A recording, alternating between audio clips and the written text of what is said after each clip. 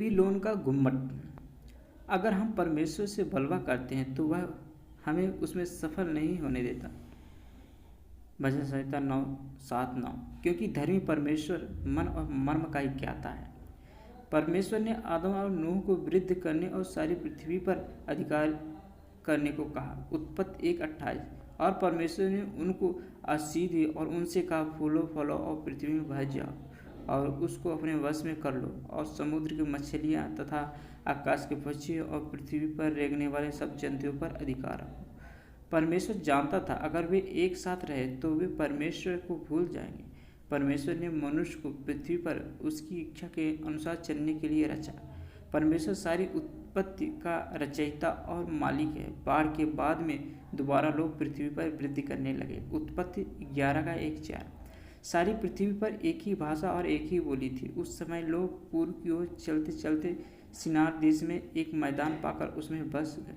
तब वे आपस में कहने लगे, आओ हम ईंटें बना बना के भली भांति आग में पकाएं। और उन्होंने पत्थर के स्थान पर ईंट से और चूने के स्थान में मिट्टी के गारे से काम लिया। फिर उन्होंने कहा, आओ हम एक नगर और एक गुम्मट बना लें जिसकी चोटी आकाश से बातें करे। इस प्रकार से हम अपना नाम करें, ऐसा न हो कि हमको सारी पृथ्वी पर फैलना पड़े। यह लोग बेबीलोन नाम के स्थान पर निवास करने लगे। उन्होंने एक शहर का निर्माण किया और उसमें एक गुम्मट को बनाने लगे। परमेश्वर ने उन्हें सारी पृथ्वी पर भर जाने की आज्ञा दी थी, जिसका उन्होंने जानबूझकर अनाज्ञा पालन किया। वे परमेश्वर की सराहना करने की बजाय वे स्वयं की सराहना करना चाहते थे। गुम्मट बनाने के द्वारा यही पाप शैतान ने भी किया था।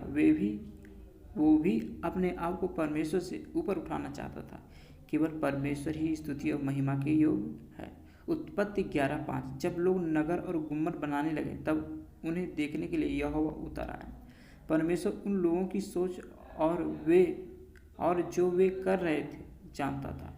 परमेश्वर सब कुछ देखता और जानता है। परमेश्वर इन लोगों को स्वयं की सराहना करने के द्वारा उसके विरुद्ध बलवा करने में सफल नहीं होने देगा। कोई भी परमेश्वर के विरुद्ध बलवा करने में सफल नहीं हो सकता। शैतान, आदम, कैन और नूह के दिनों के लोगों को परमेश्वर ने सजा दी। परमेश्वर सबसे महान है। उत्पत्ति 11:6-9। और यहोवा ने कहा, मैं क्या देखता हूँ कि सब एक ही दल के हैं और भाषा भी उन सब की एक ही। और उन्होंने ऐसा ही काम भी आरंभ किया और अब जो कुछ वे करने का यत्न करेंगे उसमें वे कुछ भी उनके लिए अनहोना ना होगा। इसलिए आओ हम उतर के उनकी भाषा में गड़बड़ी डालें कि वे एक दूसरे की बोली को न समझ सके। इस प्रकार यहोवा ने उनको वहाँ से सारी पृथ्वी के ऊपर फैला दिया और उन्होंने उस नगर का बनाना छोड़ दिया। इस कारण उस नगर का नाम बेबीलोन पड़ा, क्योंकि सारी पृथ्वी की भाषा में जो गड़बड़ी है वह यहोवा ने वहीं डाली और वहीं से यहोवा ने मनुष्यों को सारी पृथ्वी के ऊपर फैला दिया। परमेश्वर ने भाषा में गड़बड़ी डाल दी। केवल परमेश्वर ही यह कर सकता है और लोग एक दूसरे को नहीं समझ सके, इसलिए वे एक दूसरे से अलग हो गए और दुनिया में फैल गए। परमेश्वर का ज्ञान पूर्ण है, क्या करना है वह जानता है। इसलिए आज विश्व में कई भाषाएं हैं। यहीं से भिन्न भिन्न जातियों का निर्माण हुआ।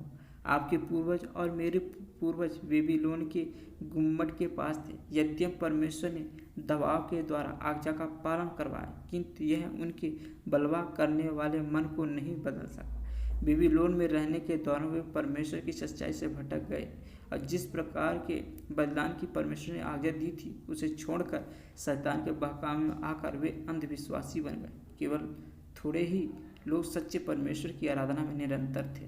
हालेलुया।